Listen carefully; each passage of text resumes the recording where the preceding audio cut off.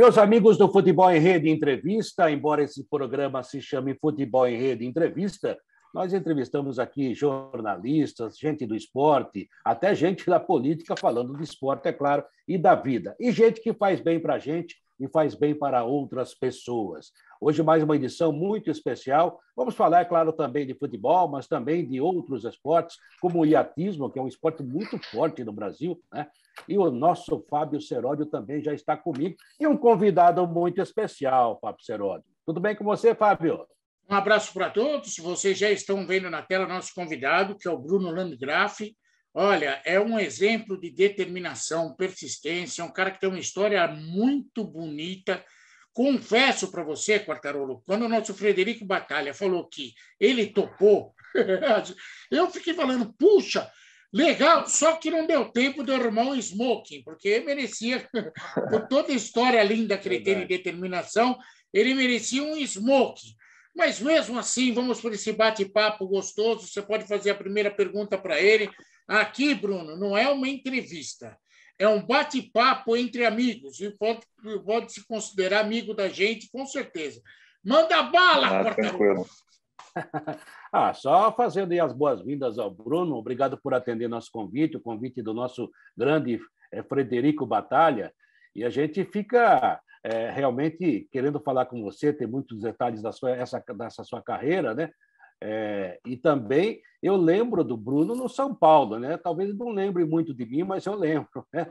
Então ele tem uma vida fantástica, que é um exemplo para todos nós. E como diz o Seródio, ele não veio de smoke, mas eu vim de azul, né? Porque o céu está azul, a água está azul, enfim, vamos em frente. Bruno, obrigado por participar, por nos ajudar a fazer mais um programa Futebol em Rede, hoje um programa muito especial.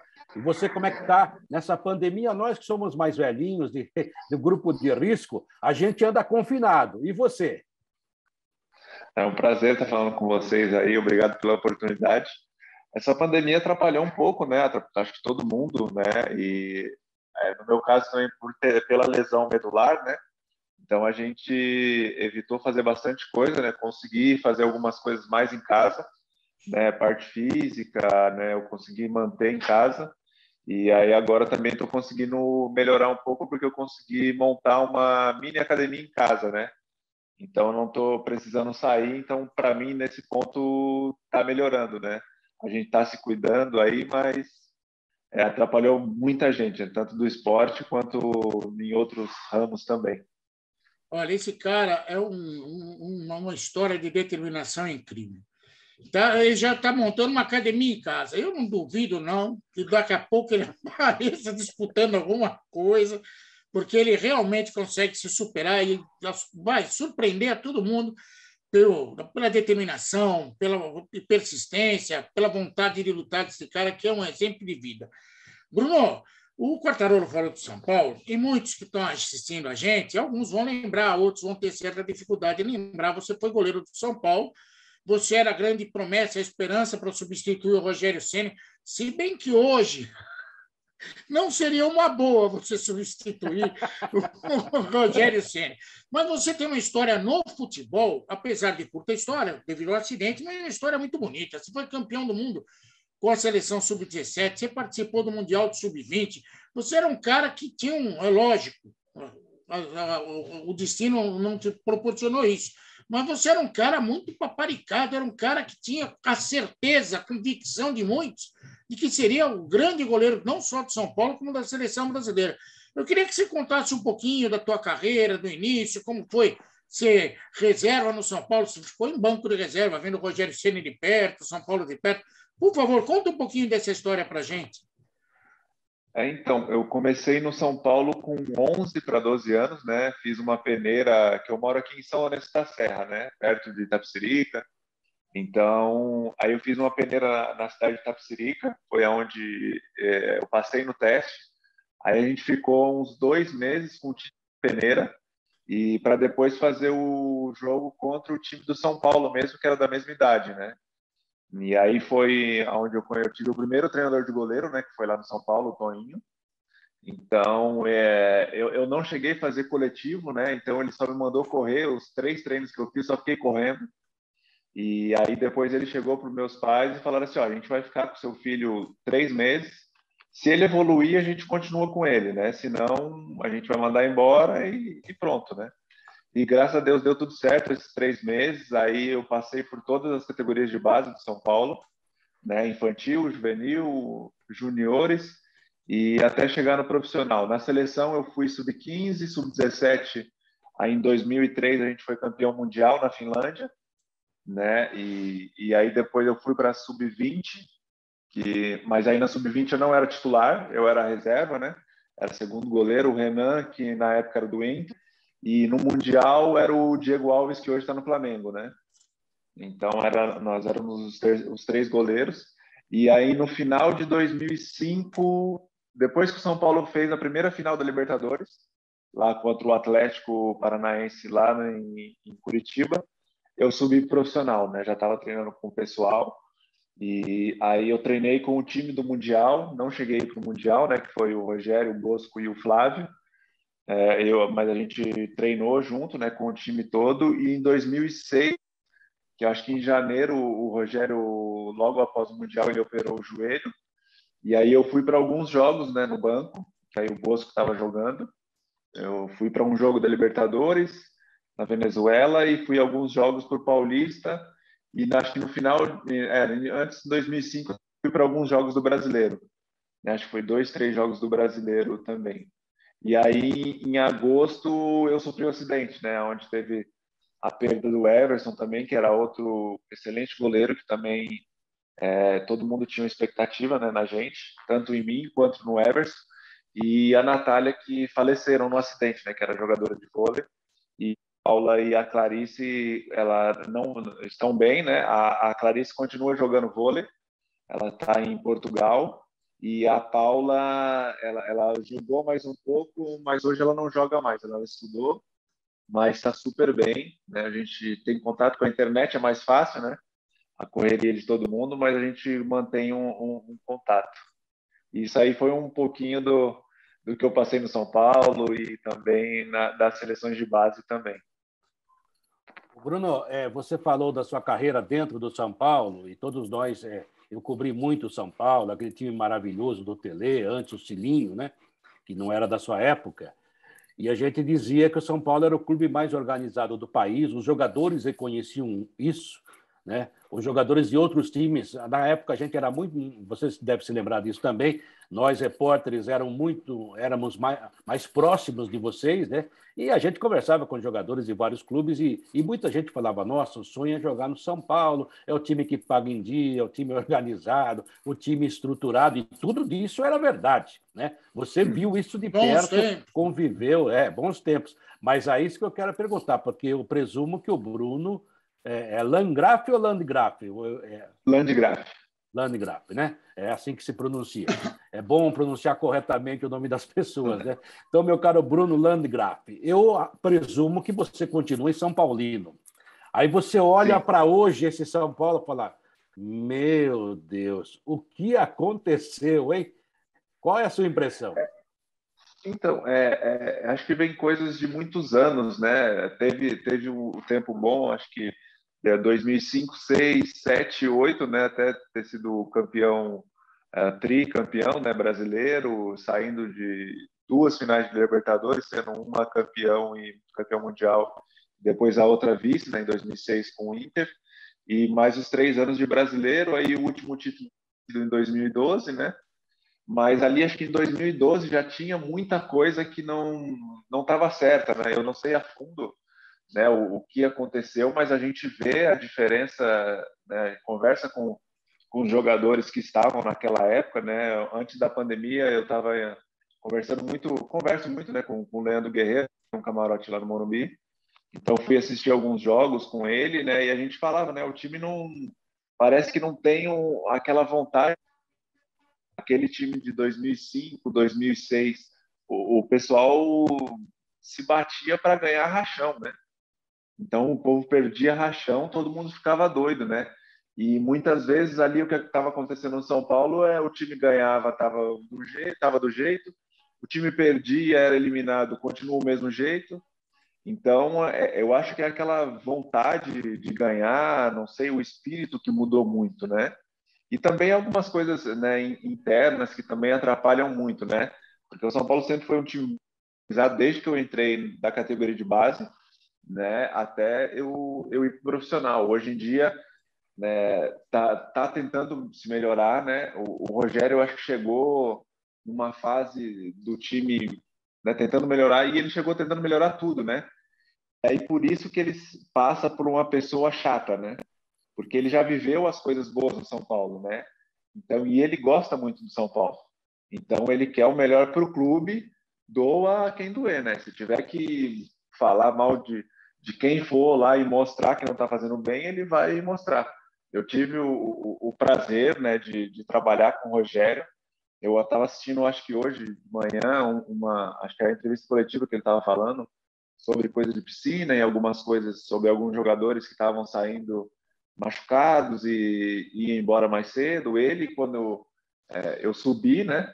O Rogério, quando não estava machucado, tinha dia antes do jogo que era meia-noite, ele estava correndo, né? Aí depois, quando ele se machucou, né? Essa vez do joelho e depois tinha um pouco de lesão, algumas dores, era quase 11 horas da noite, ele estava fazendo algum tipo de tratamento para poder jogar no outro dia. Então é um cara que pode cobrar, né? Mas como ele é treinador, e aí já muda, né? Então tem, às vezes não pode falar muito com um, o outro se sente, então isso é muito complicado para o futebol, né? E para o São Paulo, e ele quer o melhor para o São Paulo. Então eu acho que ele está no caminho certo, né? Para o São Paulo estar voltando, tá voltando aos bons tempos, mas demora um tempo, né? Tem que acertar a casa de dentro, né? Para depois aparecer os frutos e o São Paulo voltar aí a colecionar títulos e ganhar mais coisas. Bruno, nós vamos chegar no iatismo, mas eu vou encher um pouco a sua paciência um pouquinho mais para o futebol, porque você me fez fazer uma tremenda pesquisa. Eu preciso usar a pesquisa. Bruno, você lembra no Mundial Sub-15 quem era o teu goleiro reserva? No Sub-15, ou na Sub-17 ou Sub-15? Quando você foi campeão do Sub-17, desculpa, em 2003. O Sub-17, o Marcelo Lomba, hoje no Palmeiras, e o Alisson do Guarani. Você lembra contra quem foi a final? Foi Espanha, do Cesc Fábregas. Do Davi Silva também. Olha os caras que ele pegava lá. E na seleção brasileira, tinha o Arouca, que jogou no Fluminense, no São Paulo, no Santos, no Palmeiras. Tinha quem mais lá, de conhecido? Tinha o Léo Matos e o incrível Abuda. O Abuda, que jogava no Corinthians. Eu era setorista do Corinthians. E aí, na época, o Abuda veio com a história de que, depois do Mundial, ele estava negociado com um time inglês. Aí eu fui conversar com ele. Naquela época, Itaquera era bem diferente. E ele falou, eu falei, pô, Buda, mas quem é o todo time inglês? Ele falou assim, o Chelsea. Eu falei, ixi, não dá para ir para lá, não.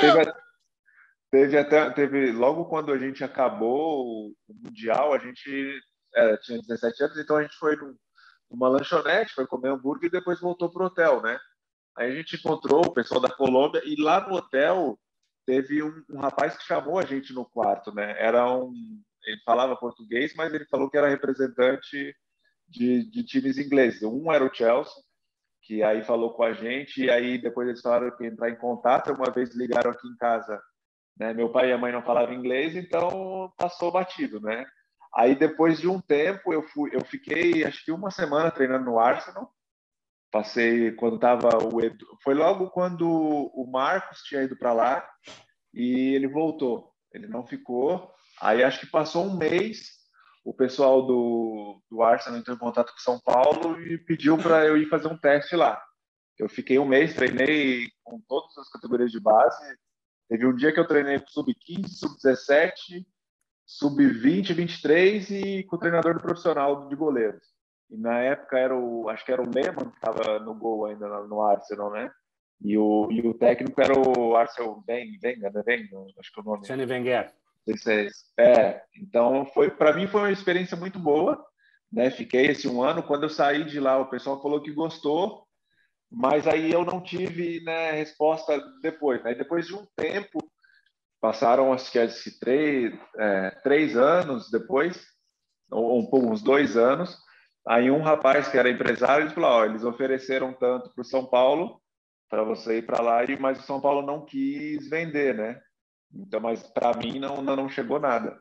Mas lá depois do Mundial tinha bastante gente que tinha proposta, né? O Abuda era, eu acho que era o Abuda era uma das estrelas, né? Porque acho que era o único jogador, né, da sub-17 que já estava no profissional, né? Que já tinha jogado um jogo pelo profissional com 17 anos, que estava na seleção lá com a gente. O Bruno, já que você falou de Arsenal e citou Marcos, depois houve aquela confusão do Rogério Ceni, que teve uma proposta que não foi confirmada, daí o presidente disse que foi, que não foi. A gente desvendou bem esse caso aí na época da Jovem Pan. Mas o Marcos também, né, como você mesmo disse, o Marcos tinha um nível muito alto também, como o Rogério Ceni, e acabou não indo. E você estava lá nesse momento, conviveu pelo menos com algumas informações. Você tem informação de dentro do Arsenal, por que ele não foi? Porque a dele a gente tem, a versão dele, né? Mas lá no clube inglês, alguém falava a respeito ou não? Não, o pessoal lá não falou nada porque a gente tinha pouco contato, né? Contato mais com os brasileiros que estavam lá, que na época era o Juan, lateral esquerdo, estava lá na época, depois veio jogar no Flamengo, o Paulinho, os dois eram do São Paulo, né? Então me acolheram super bem lá, e quem estava no profissional era o Edu, né? O Edu Gaspar e o Gilberto Silva. E a gente conversou um pouco lá um dia, tá? Porque foi eu e meu pai, e a gente estava no refeitório conversando, né? Mas eles mesmo não chegaram a tocar muito no assunto, né? Falar, o Marcos esteve por aqui, a gente marcou, não lembro se foi acho que o Gilberto Silva, falou, a gente marcou dele jantar em casa e no outro dia de manhã ele já estava indo para o Brasil. Então eles não deram muitos detalhes, né, do que aconteceu, então a gente não sabe ao certo o que aconteceu de lá, né? As coisas assim, a gente tem a versão do Marcos, mas lá o pessoal não comenta muito, né? Eles são muito fechados, né, em relação a isso. Você também viveu um momento legal no Mundial, já no Sub-20. Na época do Sub-20, o Brasil não foi para a final, mas quem foi campeão foi a Argentina, que tinha um tal de Messi. Parece que fez um pouco de sucesso Isso. Depois do Mundial. Mas Deu você lembra certo. da tua seleção? Quem que jogava com você? Porque tem um monte de cara famoso lá que fazia parte dessa seleção. Você está lembrado? Na Sub-20? Na Sub-20 tem bastante. É. Um dos goleiros, tem o Renan, que jogou no Inter, hoje ele está, acho que, num time de Porto Alegre, não lembro, do Rio Grande do Sul. Aí o Diego Alves, Rafinha, Fábio Santos, o Arouca também estava, o Evandro Boelho, que parou, que jogou Palmeiras, Atlético. Aí tinha o Bobô, Tardelli, o Ed Carlos, que era o pessoal de São Paulo, né? Então, mas tem muita gente. Falta um aí que também está fazendo muito sucesso, apesar da idade hoje. Felipe Luiz estava lá também. O Felipe Luiz, ele estava no Sul-Americano, e aí acho que ele foi cortado, e o Fábio jogou, foi ao contrário, o Fábio foi cortado por lesão e ele jogou o Sul-Americano, o Fábio Santos, né? Eu posso dizer que você viu o tal do Messi começar a brilhar de perto, ou estou exagerando? Não, foi que a gente perdeu a semifinal, né, para a Argentina com 2 gols do Messi, né? Então já era um cara assim fora, sem palavras, né? A gente já via jogando, sabia, conhecia, né? Assim, de ver alguns jogos do Mundial e próximos, mas quando ele começou, ele já começou a explodir. É um cara fora de série, assim, acima da média, sem dúvidas. O Bruno, o Fábio Serodi costuma fazer pesquisa, porque ele é o cara sério do programa, ele é o cara organizado. Eu sou mais anarquista, né? Vou destruindo as pesquisas dele. Então, só dando um pulinho para frente, eu olho para você e olho com respeito e admiração, tenho a certeza disso, né? Que você teve um problema grave, um acidente grave, uma coisa dramática, pessoas morreram no acidente, eram pessoas amigas, próximas, é claro, você nunca vai esquecer, você acabou de citar, inclusive com muito respeito, né? E você tinha tudo para brigar com Deus, a frase correta não seria essa, mas, poxa, né? Porque eu, um garoto ainda, aconteceu tudo isso. E você deu uma guinada na sua vida, hoje sabe, continua sendo um exemplo, já era como pessoa na época, um cara muito centrado, né? E, de repente, você foi para outro caminho, hoje você é um cara muito respeitado no que você faz. O Paraolímpico hoje está crescendo, que é muito legal também. É uma coisa que é em grande imprensa, da qual a gente já fez parte, né? Não sei se a gente faz ainda, né, Serode? Mas a verdade é que sempre enquanto deixamos de existir lado. sarcófago, fazemos. É verdade. A gente sempre deixou de lado porque nós somos futeboleiros, né? Infelizmente o Brasil é isso, mas parece que essa coisa está se abrindo. E isso é muito legal para todo mundo, a participação, e sendo também um país participativo em várias modalidadades. O que eu queria que você dissesse, porque, desculpe se eu cometi uma inconfidência, né, mas eu vou cometer, mas nesse momento de transição da sua vida, porque nós todos temos várias vidas dentro da nossa vida, mas nenhuma de uma ruptura tão grande, de uma hora para outra você teve que mudar tudo, né? Você era um jogador, um atleta de futebol, né? Um atleta de alto nível, um atleta que estava seguindo uma carreira, como disse o Serode, para ser um dos melhores da sua posição, provavelmente nem só no Brasil, mas também no mundo. O futebol, o goleiro brasileiro estava ganhando espaço na Europa, ou seja, tanto é que você ficou lá no Arsenal. Então, de repente, você acorda um dia, né? Desculpa a expressão, acorda um dia, né? E vê que tudo mudou. Como é que foi essa transição? E não é só para emocionar a gente, não, que o fato por si só já é emocionante, mas até para dar exemplo para muita gente que passa por isso ou que está passando por isso, viu, Bruno? O período do acidente, eu não lembro, né, o que aconteceu. A Paula e a Clarice também, cheguei a conversar com elas para saber se elas lembravam de alguma coisa. A Clarice me lembra de um clarão, mas depois não lembro de nada. Aí eu passei 8 meses no hospital, né? Então, os 3 primeiros, eu fiquei 1 mês na UTI, que eu tive que fazer 2 cirurgias na coluna. Mas esse mês, minha mãe fala que o acidente foi numa madrugada de sexta, de quinta para sexta. Aí eu fiz a cirurgia no domingo, era dia dos pais. Minha mãe falou que entrou no quarto e eu estava sentado mexendo na máscara de oxigênio, né? Com os braços. Eu tinha movimento do braço bom ainda e mão boa também. Só as pernas que eu já não estava mexendo. Aí, depois de 11 dias, eu tive que fazer outra cirurgia, né? Porque a vértebra, a medula desinchou e as vértebras ficaram um pouco soltas, né? Como ele diz. Aí teve que fixar. Foi aonde eu perdi todos os movimentos, né? Os médicos falaram, ó, vai ter que colocar placa e pino. E é uma coisa que agride muito, né? Vai ter que fixar, que senão pode ser coisas piores. E o diagnóstico médico era só de mexer os olhos e não mexer mais nada. Respirar por aparelhos, comer por sonda.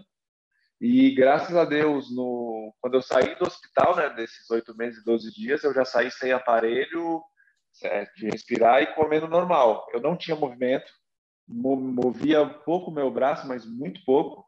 Não conseguia ficar sentado, porque eu sou alto, né, tenho 1,92 m, então não tinha cadeira do meu tamanho no hospital, né? Então, e eu tinha muita dor no pescoço no começo. Aí eu fui para casa, tive a ajuda de todos os meus amigos, tanto de infância quanto o pessoal que jogava, tanto pessoas que me ajudaram muito no começo, né? O Rogério foi uma delas, o Fábio Santos, o Ed Carlos e o Renan, volante, né, do São Paulo, que na época a gente não conhecia nada sobre cadeiras, e aí acho que a mãe do Fábio ainda pesquisou que ela tinha uma amiga, foi onde eles me ajudaram a comprar a primeira cadeira, né? E eu tenho contato com eles ainda, são pessoas que eu passei a vida toda, né, lá no São Paulo, então me ajudaram bastante. E eu falo, né, o pessoal fala assim, mas você poderia, né, estar substituindo, estar jogando. Eu falo assim, eu procuro não ficar pensando, né? Eu adoro futebol, acompanho, adoro São Paulo, adoro acompanhar todo tipo de esporte, ainda mais o futebol. Mas eu não fico remoendo, eu poderia ser isso, eu poderia ser aquilo. Então eu falo, bola para frente, vamos tentar fazer um novo aí, né? E graças a Deus eu conheci, né, o esporte paralímpico. Antes do acidente já conhecia um pouco com o Daniel Dias e o Tenório do judô, né, que são excelentes atletas, como outros vários que o Brasil tem. E hoje o paradesporto já cresce muito. O Brasil, eu acho que é uma das 7 potências no paradesporto, né? E aqui em São Paulo melhorou muito agora, porque em 2015 eles inauguraram, né, o Centro Paralímpico ali na Imigrantes.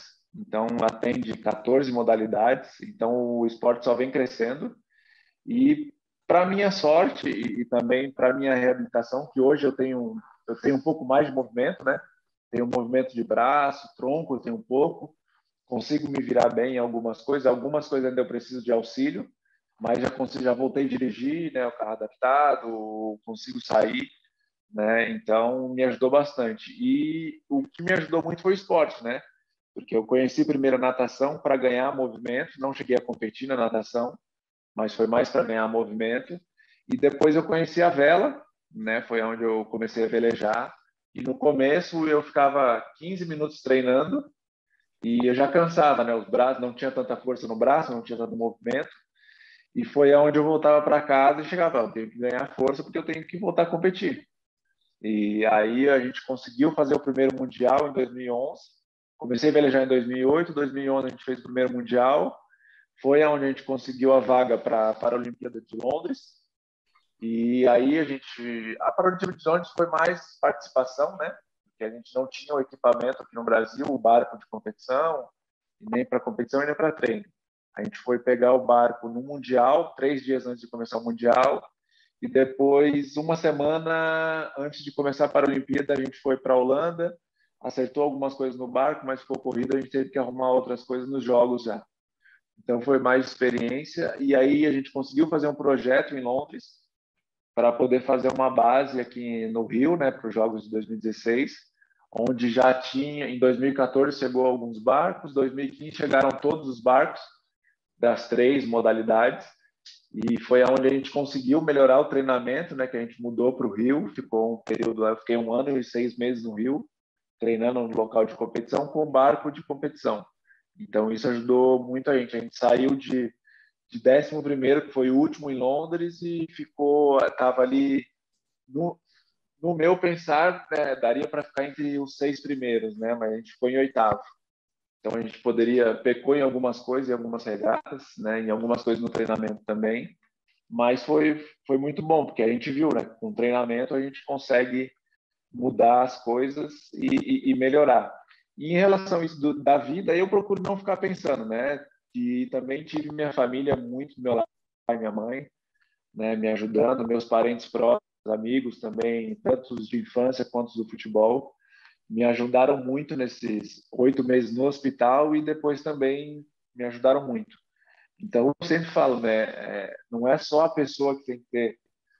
a pessoa ajuda muito, né, que ela tem que ter uma cabeça boa, porque muitos têm aquele, né, período de ficar reclamando, que ficar pensando que poderia ser aquilo outro, mas no meu modo de ver não muda nada, né? Não vai te trazer os movimentos, não vai trazer, né? Eu falo, a maior perda que eu tive foi dos 2 amigos, né? O Everson e a Natália, porque se eu pudesse mudar alguma coisa, era a coisa que eu mudava de trazer, mas os meus movimentos, né? Eu posso correr atrás e tentar voltar, né?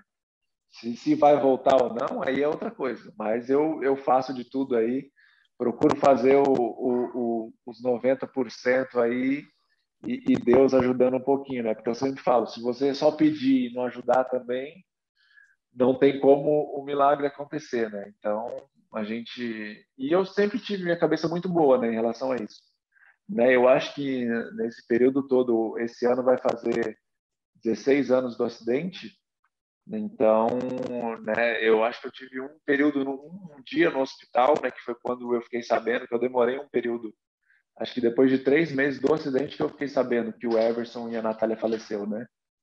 Então, para mim, naquele dia foi muito... Porque ninguém falava nada, a Paula e a Clarice já tinham ido me visitar no hospital. E aí, um dia, eu perguntei para minha mãe, né? Por que o Everson e nem a Natália tinham ido me visitar, né? Aí foi onde ela contou. Aí foi um dos piores dias que eu tive no hospital, né? Assim. E depois, penso neles todo dia, não tem como esquecer, porque o Everson era um irmão, a Natália também. Mas o Everson vivia em casa, a gente estava sempre junto, né? Então, tudo que a gente ia fazer, a maioria das coisas, a gente estava sempre junto. Em relação a isso, eu não procuro ficar pensando, né? Procuro mudei os objetivos. Eu falo que no começo era ir para uma Olimpíada em 2008, que o pessoal foi que jogou comigo, e aí teve um acidente, a gente mudou para estar no hospital tentando mudar o canal da televisão, virar uma carta de baralho que para mim naquela época parecia um saco de cimento de não sei quantos quilos. Então isso me ajudou bastante, né? Mudei os objetivos, por mais às vezes é bobo que pareça, né? Porque a dificuldade que eu tive maior em tudo isso foi de voltar a comer sozinho, porque era uma dificuldade para você ter a coordenação de pegar um garfo, uma colher e pegar a comida e trazer até a boca sem deixar cair, que, nossa, eu pegava 3 vezes, já cansava, alguém já tinha que me ajudar. Então, você tem que mudar os objetivos e eu acho que não pensar. Pensar, você vai pensar sempre, mas é não tentar ficar colocando culpado ou não tentar se sentir culpado, porque queira ou não queira, né, ninguém queria aquilo, mas aconteceu. Então, a gente tem que viver com isso e tentar tirar da melhor forma possível, né? A gente sabe que tem a família do Everson, a família da Natália. Eu já consegui encontrar, né, a mãe da Natália, né? O pai do Everson eu já conversei por mensagens, mas não consegui encontrar ele pessoalmente ainda, né? Porque eu não sei, né, como seria, né? Ele me encontrando, então que ele sempre vai lembrar do filho dele, mas eu acho que comigo, vendo pessoalmente, não sei qual seria a reação. A mãe da Natália eu já conversei, eu já fui no evento que eles estavam, ela e o irmão da Natália, foi muito bom. Aí o pai do Everson a gente sempre está conversando pela internet, que também é bem bacana, e a gente está para marcar um encontro para se ver. Que Bruno, legal. a tua história é uma história bonita de determinação, não por causa do acidente, por causa da virada que você deu. Eu vou cometer aqui, vou contar para você uma coisa que você não tem nenhuma obrigação de saber. Eu perdi minha irmã num acidente de carro, meu irmão que dirigia, tudo isso que você contou aí, que eu imagino, eu passei, não no mesmo nível, você passou uma agulha muito maior, mas a gente em casa perdeu minha irmã no acidente de carro, sabe? Com a dificuldade. Meu irmão, por exemplo, só ficou sabendo que a gente tinha que mentir para ele que minha irmã estava na casa do meu tio. Ah, ela quebrou o braço, está na casa do meu tio. Meu irmão acordou uma noite e falou assim: você acha que eu sou burro? Se ela tivesse quebrado o braço, ela já não estava aqui. Entendeu? É um drama muito grande. Eu compreendo tudo que você está falando, isso mexe comigo, porque, de uma certa forma, nós passamos na nossa família uma coisa muito semelhante. Mas o que me chama demais a atenção, cara, é o fato de você não se entregar, é o fato de você mudar o foco e buscar o objetivo, de você encontrar alternativa. Isso, cara, é fantástico. É uma coisa, eu sei o quanto é difícil, porque aconteceu isso na minha família, entendeu? Isso é fantástico, cara. Eu queria que você contasse um pouquinho do apoio que você recebeu, se eu não me engano, é Luiz e Neide, né, teus pais? Isso. Como que foi essa relação? Porque certamente, quando você chegou para eles falar, tudo bem, a partir de agora vou ser atleta paralímpico. Qual foi a reação deles? Como que isso aconteceu? Por favor. Então, a gente sempre foi muito unido, né? Mas com o futebol eu não ficava tanto em casa, né? Porque tinha viagem, concentração, então a gente tinha esse conceito quando eu podia, eu estava em casa. Mas depois do acidente foi onde a gente ficou mais junto, né? E era 24 horas que eu precisava de tudo, né? De ajuda, logo no começo. Então foi onde acho que ficou mais ligado, né? E aí, conforme eu fui conhecer a vela, eu estava fazendo um tratamento na faculdade de São Paulo, de fisioterapia. Aí uma das professoras que já deu aula lá falou que se tinha algum cadeirante que gostaria de conhecer a vela ali na represa Guarapiranga, né? A Berenice e o Renato, que tem um projeto ali na represa Guarapiranga. Aí eu pensei, foi um dia, estava garoando e eu não movimentava quase nada, né? Foi 6 pessoas no bar, a gente cortou uma cadeira dessas de praia, me colocou no chão do bar e a gente foi velejar só para ver como que era, né? E eu já gostei muito, aí eu demorei uns 8 meses para voltar, porque aí teve que adaptar uma cadeira no barco. E aí, quando eu falei, não, vou começar a treinar, a princípio era mais como reabilitação, né? E também para conhecer mais pessoas com deficiência, né, que praticavam esporte também. E aí, quando teve os Jogos da China, né, da Paralimpíada, o Vitor, que era o nosso treinador na época, ele foi para a China, ele voltou e tinha a classe que eu fiz parte, né? Então ele falou assim, ó, se vocês treinarem, vocês têm chance, né, de ir para os Jogos em 2012. Então, eu falei, se a gente tem chance, bora treinar, né? Aí eu conheci a Elaine também, que era cadeirante, né? Ela é paraplégica, e a gente montou a equipe. E eles me deram todo o suporte, né? Me levavam para treinar. Eles deixaram de fazer muitas coisas, né?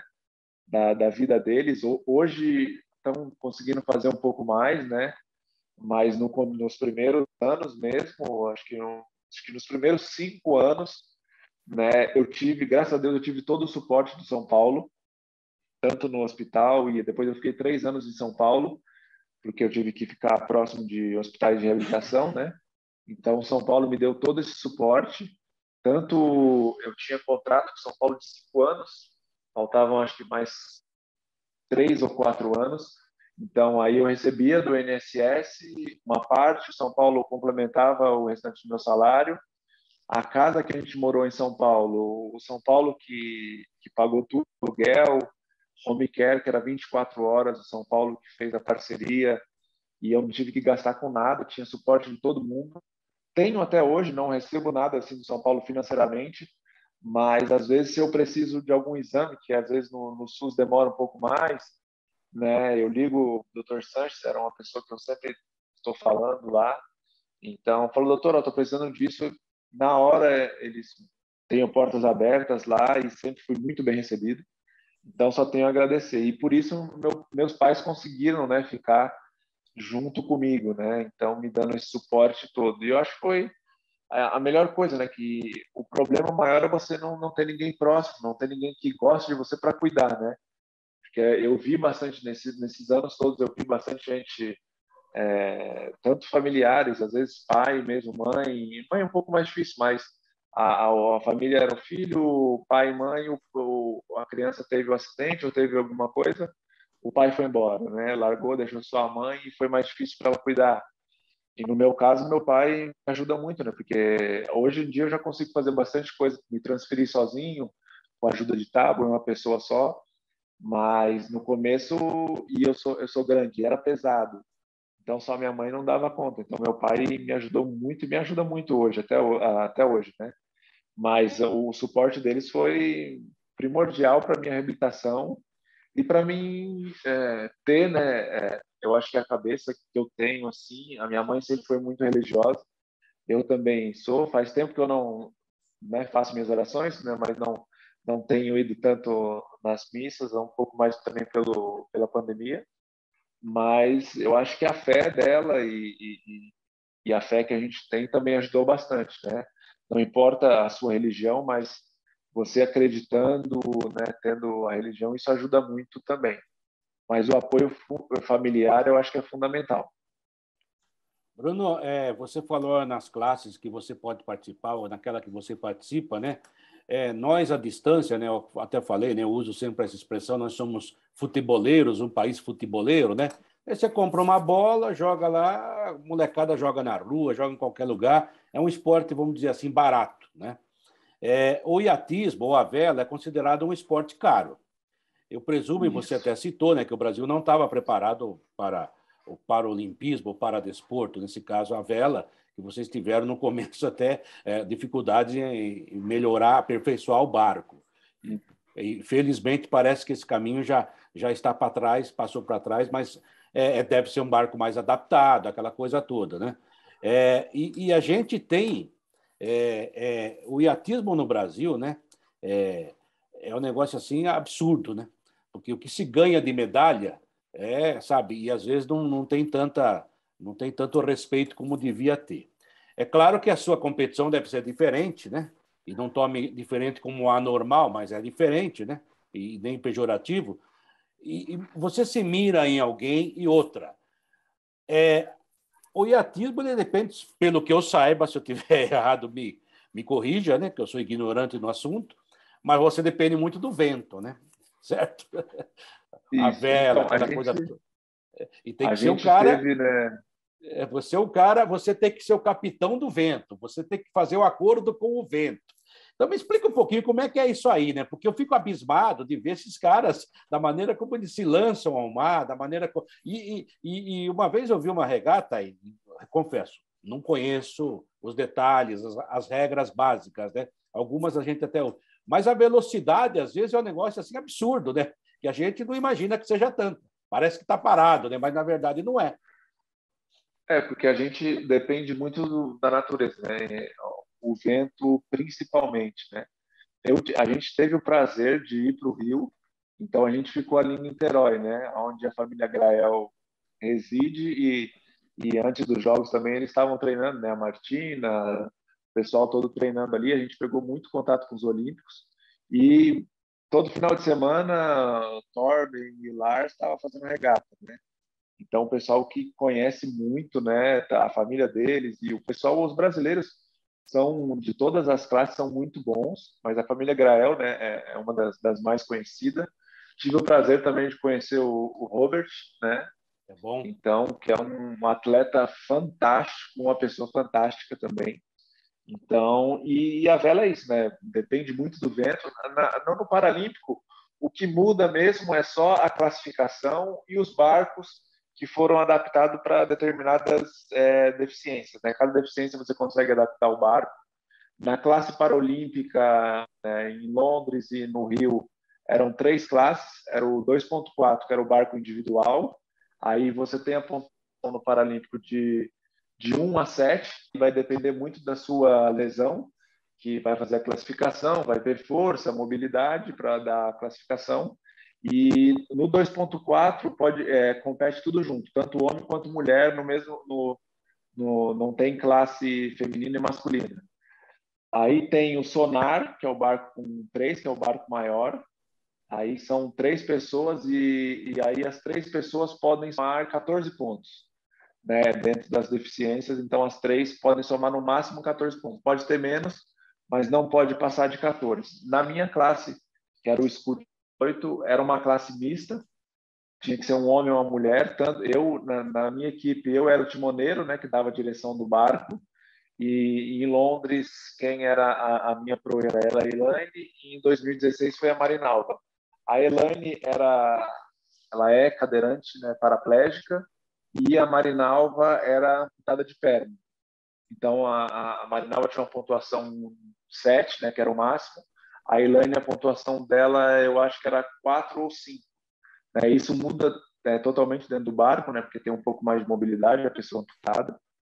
E aí isso é o que muda, né, para o Olímpico ou para o Paralímpico. E aí são cadeiras, né, no nosso barco tinha 2 cadeiras que a gente era presa num cinto, o barco não virava, porque tem parecendo um João Bobo, né, uma quilha de 200 quilos embaixo para o barco inclinar, né, mas não virar.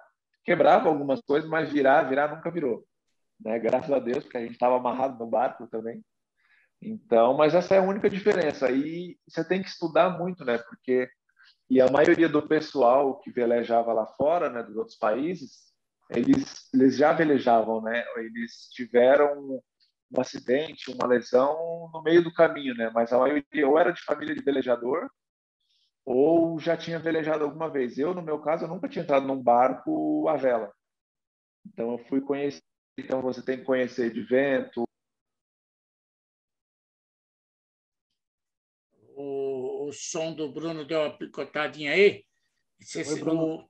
O som teu, Bruno, acabou ficando fechado por algum motivo. Agora voltou.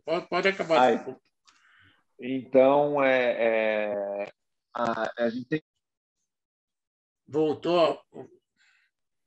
Sobre... Tá tudo ok. Então, sobre vento, sobre, né, aí no Rio, que aqui na represa não tinha tanto coisa sobre maré, né? Mas lá no Rio de Janeiro, na Baía de Guanabara, é muita maré, é vento que entra ali pelo Pão de Açúcar, então você tem que estudar muito. E a gente teve bons treinadores, né? A gente teve o PP quando a gente mudou para lá, que já velejava há muito tempo lá, isso ajudou bastante a gente. E a gente sempre procurava estar trocando ideia, assistindo os Olímpicos também. A gente foi algumas vezes de bote para ver algumas regatas. Quando teve a Olimpíada, a gente ficou um dia todo no Pão de Açúcar, né, olhando de cima, porque você consegue ter uma visão muito boa de lá, né, nas regatas, e também tentar entender um pouco mais, né?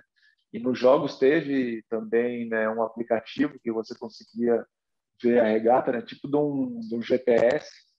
para você. Aí você tinha todas as informações sobre o vento, sobre maré, sobre velocidade de barco, aonde era melhor ir ou não ir. Então a gente teve um estudo para isso, né? Mas os países, né? A Inglaterra, a Austrália, a Polônia no final, né, nos jogos conseguiu surpreender a gente, porque veio com um velejador que tinha dado a volta ao mundo, né? Então, são pessoas de alto gabarito, né, na vela. Tanto já tinha sido na parte olímpica quanto no paralímpico também. E isso foi muito bom para a gente, né? Que é uma forma da gente estar estudando e estar adquirindo conhecimento também. Agora, Bruno, é lógico, o Quartarolo está tentando se explicar, porque a gente fica meio constrangido. Como a gente é um esportista de uma modalidade só, às vezes a gente tenta entender alguma coisa, às vezes comete atos falhos. Comete atos falhos. Eu lembro, por exemplo, que numa Olimpíada, na Jovem Pan transmitindo a Olimpíada, o João Antônio de Carvalho, que era o sabe-tudo, esse sabia mesmo e falava para todo mundo, puseram o Milton Neves para narrar uma competição de atismo, e o João Antônio falou no ouvido dele: vamos fazer a curva, e o Milton Neves no microfone: mas não tem curva, burro! Quer dizer, essas coisas acontecem, faz parte do show. A gente, por isso, fica um pouco constrangido com isso. Mas eu queria te perguntar o seguinte: se já é difícil o cara que faz o iatismo, por vários motivos, você acabou de explicar, vento, conhecimento, estudar. Para o cara que faz a modalidade como atleta paralímpico, deve ser mais difícil ainda. E outra, esse custo todo sai da onde? Vocês têm apoio para fazer isso? Ou o burrinho aqui está pensando que nós estamos vivendo no paraíso e não tem nada disso? Então, o Quartarolo tinha falado, né, sobre a gente conseguiu uma estrutura para 2016, onde veio 3 barcos de cada classe, e aí vieram 3 containers, né, um de fisioterapia, uma oficina e um... E isso seria um legado para o Brasil estar aí melhorando. Aí em 2000, agora que foi 2020, não teve, né, a vela na Paralimpíada. Vai voltar 2024, não vai ter, vai voltar para 2028, talvez volte 2028. Mas esse legado, né, a gente teve um problema que a gente tinha um patrocínio do time São Paulo, né, que o governo do estado aqui de São Paulo fez, que era uma parceria do CPB, né, do Comitê Paralímpico, com o governo do estado de São Paulo, né. No começo tinha 25 atletas de todas as modalidades. Hoje eu acho que o projeto continua tem mais de 40 atletas, né, de várias modalidades, medalhista, a maioria medalhista. Então a gente tinha esse patrocínio. Aí a gente conseguiu esse centro paralímpico, mas depois dos Jogos, em 2016, eu como atleta e os outros atletas também que participaram, já faz, desde 2016 que acabou a Paralimpíada, os barcos não foram usados. Estão em Brasília jogados, estragando. A gente já fez denúncia para o Ministério Público, polícia não sei do que, já denunciou para político, para não sei quem, e eles não... Agora foi passado para a CBVela, que é do Olímpico, né? Que aí eles vão dar um melhor, porque a CBVA, né, que era a Brasileira de Vela Adaptada, não deixou mais os atletas usarem os barcos. Então, tanto que nisso, o ano passado, eu estou mudando de modalidade, né? Continuo na vela para ajudar os outros atletas a divulgar, para voltar para 2028 a vela, mas eu estou migrando para outro esporte por causa dessas aconteceram, né? Então a gente perdeu muito patrocínio por não poder estar treinando, tá brigando e não poder usar o barco e os barcos estarem apodrecendo lá em Brasília. A gente já fez denúncia, já mostrou fotos das coisas tudo estragada e quem fez nada. Agora com a gestão da CBVela, que é do Olímpico, né? A gente espera que melhore, né? Aí está para fazer um edital para ver se a gente consegue trazer alguns barcos para São Paulo, outros para Brasília e outros para o Rio Grande do Sul, para poder voltar, né, a ter a modalidade de vela aqui, trazer mais atletas, para que 2028 volte o Brasil ter chance de participar, né? Eu estou migrando para o rugby em cadeira de rodas, que é uma modalidade também paralímpica, né, que é um esporte mais de equipe. Eu estava sentindo falta de ter mais gente, né? Então são 11, 12, né, na equipe, e tem bastante contato, igual o basquete em cadeira de rodas, mas é um atletas com um grau a mais de algum tipo de lesão, né? Não tem tanto movimento, mas as batidas, os jogos são emocionantes também. E aí eu estou mudando de esporte por essa palhaçada que já faz 16, vai para 6 anos aí que a gente não conseguiu treinar e ficar brigando, dando um murro aí em ponta de faca e ninguém fazer nada. Nossa, Brasil. Bruno, é uma denúncia importante, né, Serodi, porque o Brasil joga fora as suas coisas, né? É um negócio absurdo, né? Não, e é um projeto na época, eu acho que de no mínimo 4, 5 milhões. No mínimo, né? Né? Ai, meu Deus do céu. Que Ei, orgulho de Brasil. ser brasileiro. Agora, você vai jogar rugby. Rugby, pelo que eu sei, é aquele esporte que você joga com a bola indo para trás, né? Quer dizer, você não pode ir para frente. Como é que vai ser isso aí? E quando que é falta naquele jogo? Então, aí eu acho quando é que tem várias regras também do rugby, né? Mas quando derruba assim, tem falta, você bate na mão do adversário, também você não pode encostar no adversário na mão, né? Cadeira pode se tocar, não pode na parte de trás, mas são várias regras que mudam. É jogado numa quadra, né, de futsal, com algum. Essa você pode jogar tanto para trás quanto para frente, não tem esse problema. Sim. É jogado com uma bola de vôlei, né? E aí tem lá um período que você tem para fazer o touchdown, né? Que seria no rugby, né? Fazer o ponto no rugby, no futebol americano. Mas aí você tem 40 segundos para a equipe fazer. Se você não conseguir, a bola retorna para outra equipe. Então são várias regras também que eu estou aprendendo, né? Já conheci um pessoal que jogou, não fui treinar com o time, né? Vou começar a treinar com o time aqui em São Paulo, lá no Centro Paralímpico mesmo, que é o Ronins.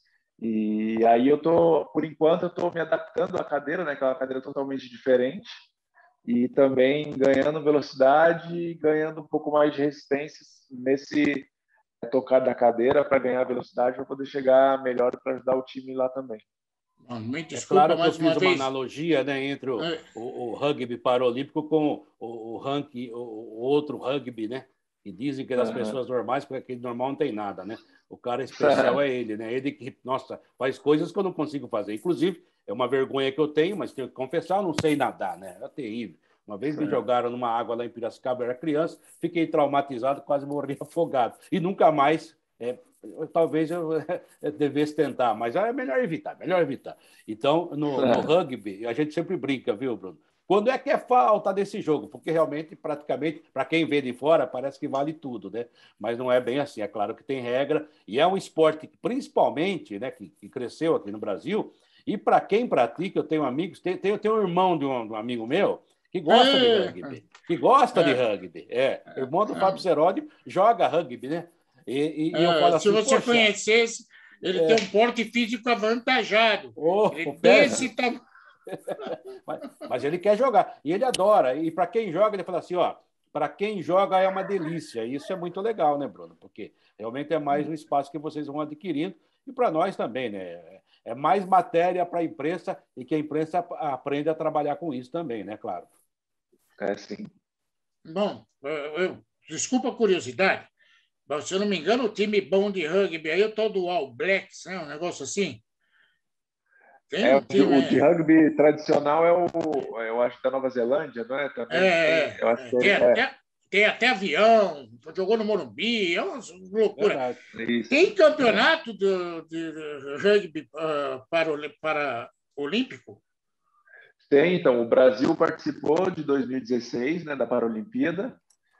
Para 2020, né, que se foi a Paralimpíada no Japão, eles não conseguiram classificar. Aí agora já estão fazendo treinamentos para 2024 e vai ter alguns campeonatos mundiais e tem campeonato brasileiro, primeira e segunda divisão aqui no Brasil. Pô, que Eu legal. acho que no Brasil deve ter, acho que em torno de uns 10, 15 times, eu acho.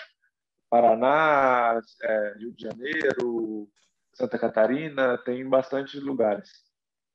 E esse esporte também vai, no caso dos barcos que vocês necessitaram, daí, até porque a Olimpíada era no Brasil, houve um esforço, né? E para uma equipe, vamos dizer, o Bruno vai para a seleção brasileira de Paralimpismo para jogar o rugby na Olimpíada. Vai ter também essa retaguarda ou também os caras vão virar as costas? Então, eles dão um suporte, né, da seleção, mas como também não tem tanto incentivo, né, o Paralímpico, então a maioria dos atletas que fazem o investimento, né? Igual a cadeira de rugby que eu comprei para começar a treinar, ela custa R$ 10.000. Eu consegui com vaquinha e com doações, né, que pessoas fizeram para poder adquirir a cadeira.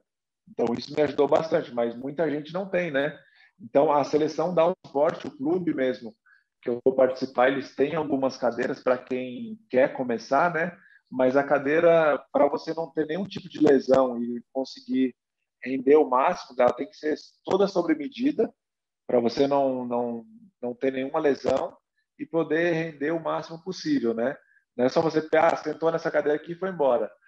Porque tem muita gente que, igual eu, que sou grande, né? Sento numa cadeira de uma pessoa que tem uma estatura de 1,80, já não daria, né? Ficaria todo torto e isso me atrapalharia e ia trazer também, né, lesões futuras aí.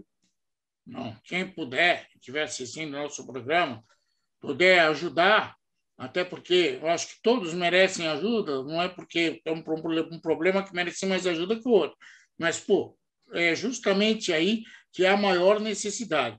Por favor, Bruno, se você tiver algum contato para que as pessoas possam ajudar vocês, pode falar que a gente tenta aqui então, repassar. eu entrei, né? Eu entrei pro Ronins, né? Que é o clube que eu vou fazer parte agora, né? Que treina. E eu falei com o pessoal, né? Eu estou aqui para ajudar e fazer da melhor forma possível, trazer mais a visibilidade ou trazer mais gente para poder ajudar. Porque a gente sabe que tem muitos atletas que às vezes não conseguem nem treinar direito, né? E também ajudar nos treinamentos. Então, eu tenho o meu Instagram, né, que é Bruno Landgraf 1. Pode entrar em contato comigo lá também. E pode ver o contato do time, que é, né, @Ronins, né, Ronins Rugby. Pode entrar em contato com ele, quem quiser ajudar, eu acho que vai ser muito bem-vindo. E qualquer coisa, se não conseguir falar com eles diretamente, pode me chamar lá. Às vezes eu demoro um pouquinho para responder, mas sempre eu respondo. Confirme seu Instagram, que deu um cortinho a hora que você falou, Bruno. É Bruno Landgraf 1, né? O número 1. Perfeito. Posso Vamos dar usar um mais abraço uma? nele? Vamos, só uma curiosidade. A última vez que eu ouvi você, eu acompanhei você estava estudando direito. Você já se formou? Já eu me formei no final de 2017, passei no exame da ordem no final de 2018, mas eu não dei entrada na carteirinha, né, por causa da pandemia, então ia ficar pagando anuidade. Aí eu estou fazendo uma pós-graduação, mas não comecei a exercer ainda, né? Estou sem a carteirinha, então eu não posso ainda. Mas isso é o mais fácil, né? O mais difícil já fiz, que é passar na prova, então tá mais tranquilo. Mas Cara, temos amigos que estão. Ei, Seródio, temos amigos, não vamos falar o nome, né? Não. Que estão tentando há muito tempo esse exame da ordem, já até brigaram, mas não conseguem. Eles estão quase entrando na justiça contra Tá a quase, ordem. tá Esse quase, exame contra a não. ordem. Bom, vamos dar um abraço no doutor Bruno Landgraf das Neves. Você é Neves, mas não é parente do Milton Neves, né? Olha só. Se fosse, estava bem. O Milton Neves, se ficar sabendo disso, vai falar: que é isso, rapaz? Esse rapaz ganha porque é da minha família. Não é nada. Não é porque o Milton Neves gosta. Aliás, é amigo nosso, a gente pode brincar com ele, né, meu caro Fábio Seródio? Bruno, Sim. olha, fiquei muito feliz em falar com você.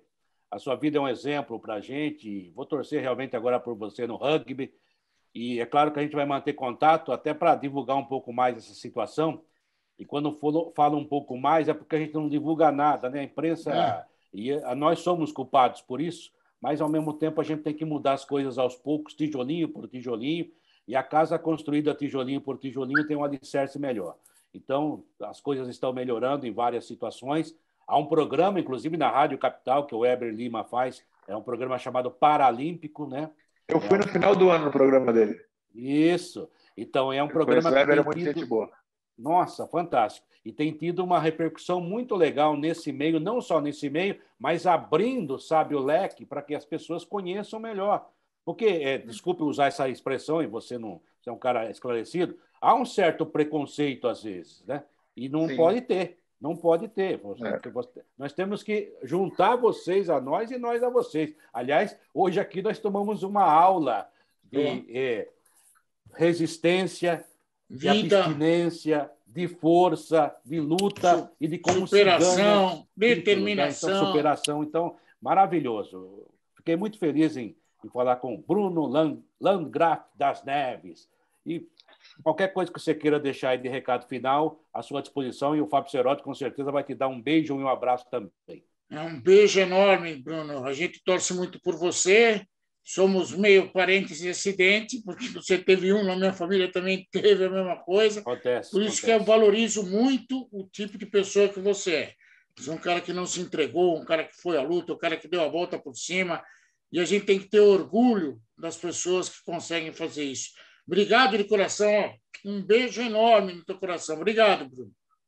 Obrigado vocês aí pela oportunidade de estar falando um pouco mais, né, do esporte paralímpico. A gente crescendo e só assim, né, para o esporte estar melhorando aqui no Brasil. Mas obrigado pela oportunidade.